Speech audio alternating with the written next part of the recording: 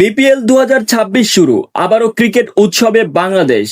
বাংলাদেশের ক্রিকেট প্রেমীদের জন্য আবারও ফিরছে বছরের সবচেয়ে বড় ঘরোয়া টি-20 আসর বাংলাদেশ প্রিমিয়ার লিগ বিপিএল।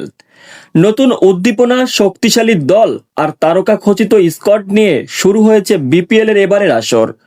মাঠে মাঠে, ঘরে ঘরে এখন শুধুই ক্রিকেট উন্মাদনা।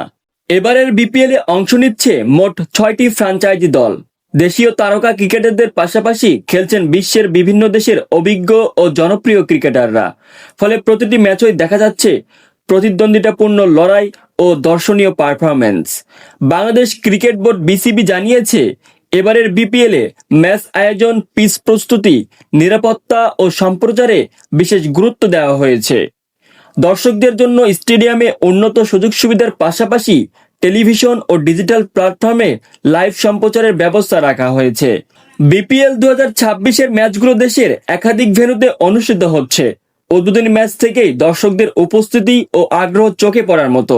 সামাজিক যোগাযোগ মাধ্যমেও বিপিএল নিয়ে আলোচনা ও সমর্থনের উচ্ছ্বাস স্পষ্ট। ক্রিকেট বিশ্লেষকদের মতে, এই টুর্নামেন্ট কেবল বিনোদনের মাধ্যম নয়, বরং জাতীয় দলের জন্য নতুন প্রতিভা খুঁজে পাওয়ার বড় সুযোগ। তরুণ ক্রিকেটারদের জন্য বিপিএল 2026 হতে পারে নিজেদের প্রমাণ করার গুরুত্বপূর্ণ মঞ্চ।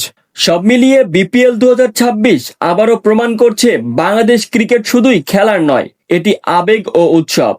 দেশান্ত sports line with MD Ujjwal Hossain, Deshanta television.